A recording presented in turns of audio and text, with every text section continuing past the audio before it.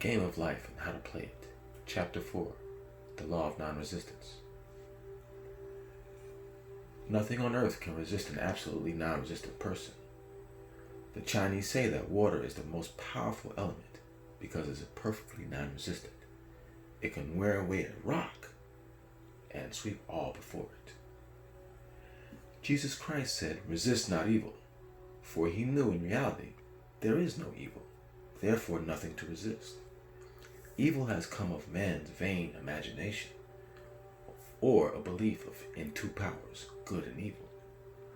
There is an old legend that Adam and Eve ate of Maya, the tree of illusion, and saw two powers instead of one power, God. Therefore, evil is a false law man has made for himself through psychoma or soul sleep. Soul sleep means that man's soul has been hypnotized by the race belief of sin, sickness, and death, etc., which is carnal or mortal thought, and his affairs have outpictured his illusions. We have read in the preceding chapter that man's soul is his subconscious mind, and whatever he feels deeply, good or bad, is outpictured by that faithful servant. His body and affairs show forth what he has been picturing. The sick man has pictured sickness, the poor man poverty, the rich man wealth. People often say, why does a little child attract illness when it is too young to even know what it means? I answer that children are sensitive and receptive to the thoughts of others about them, and often outpicture the fears of their parents. I heard a metaphysician once say, if you do not run your subconscious mind yourself, someone else will run it for you. Mothers often unconsciously attract illness and disaster to their children by continually holding them in thoughts of fear and watching for symptoms. For example, a friend asked a woman if her little girl had the measles. She replied promptly, "Not yet." This implied that she was expecting the illness and therefore preparing the way for what she did not want for herself and her child. However, the man who is centered and established in right thinking, the man who sends out not only good will to his fellow man and who is without fear, cannot be touched or influenced by the negative thoughts of others.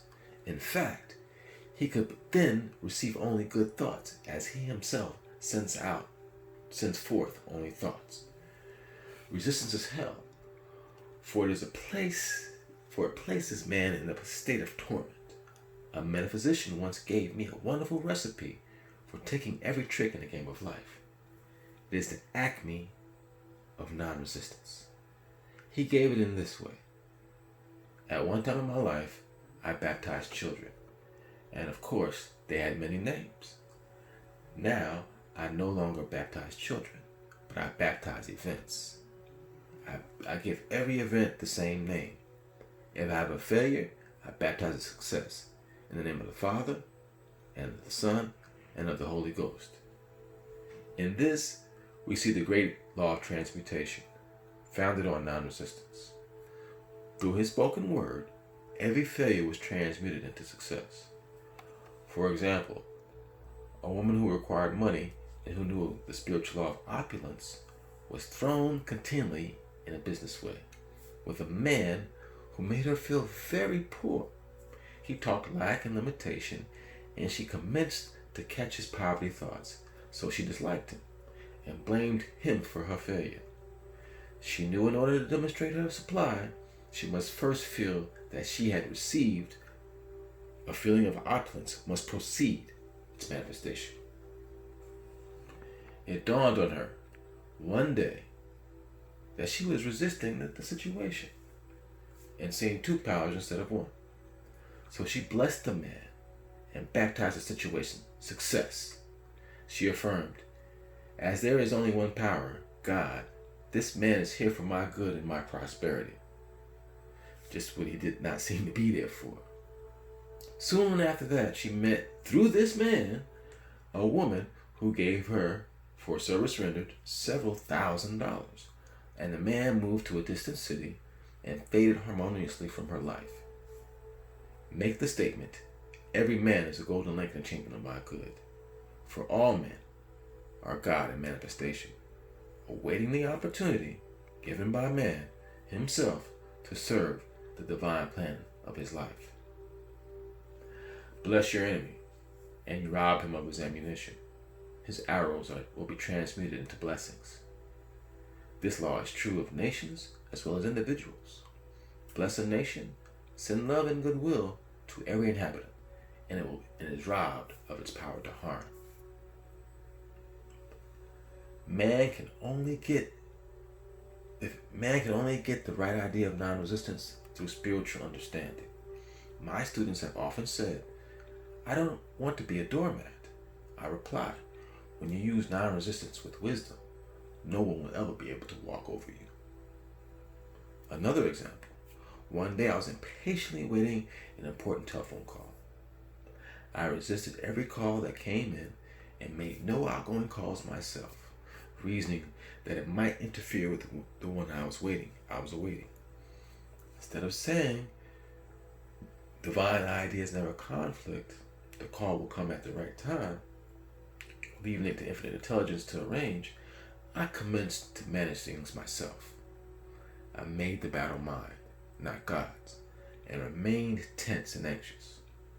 The bell did not ring for about an hour, and I glanced at the phone and found that the receiver had been off that length of time, and the phone was disconnected.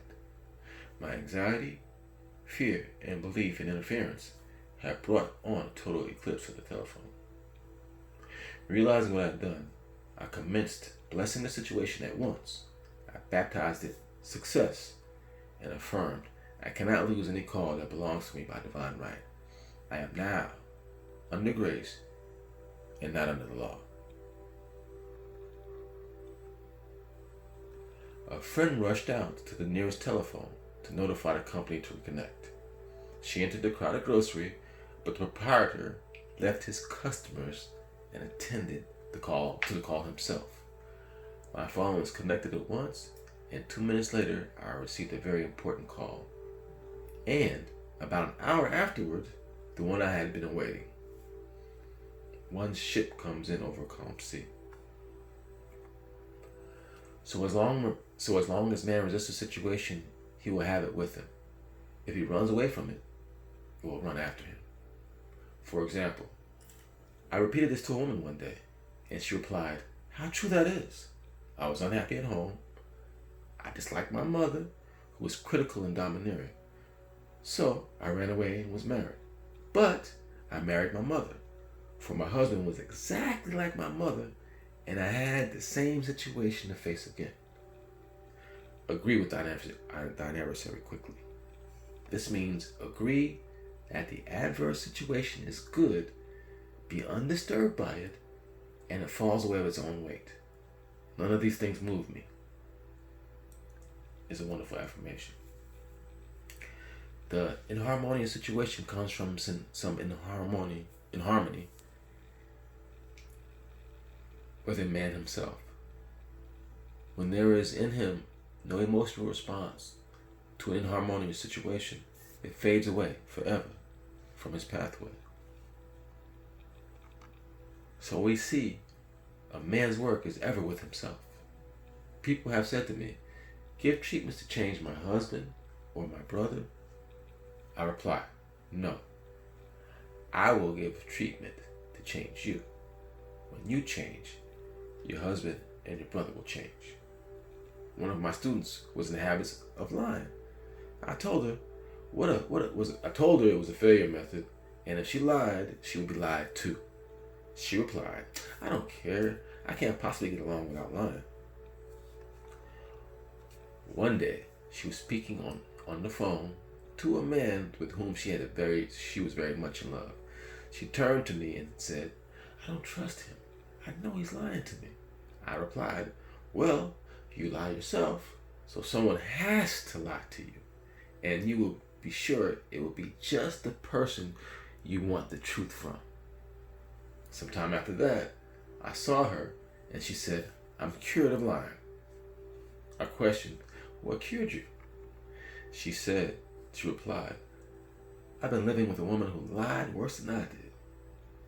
One is often cured of his faults by seeing them in others. Life is a mirror, and we find only ourselves reflected in our associates. Living in the past is a failure method and a violation of spiritual law.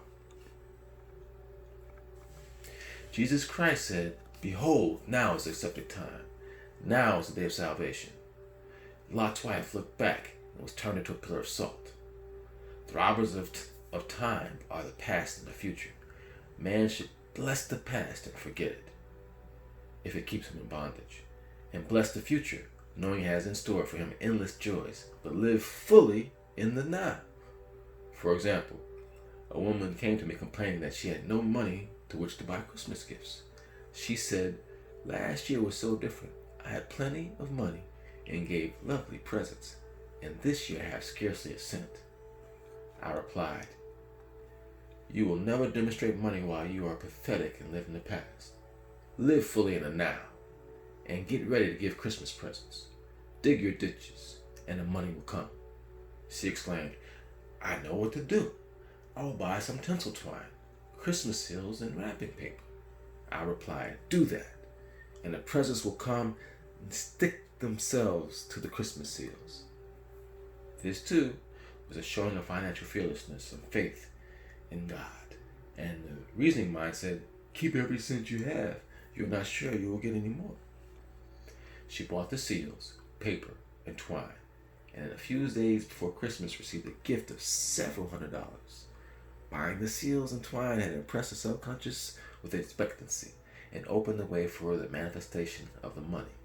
She purchased all the presents in plenty of time. Man must live suspended in a moment. Look well, therefore, to this day. Such is the salutation of the dawn. He must be spiritually alert and ever awaiting his leads, taking advantage of every opportunity.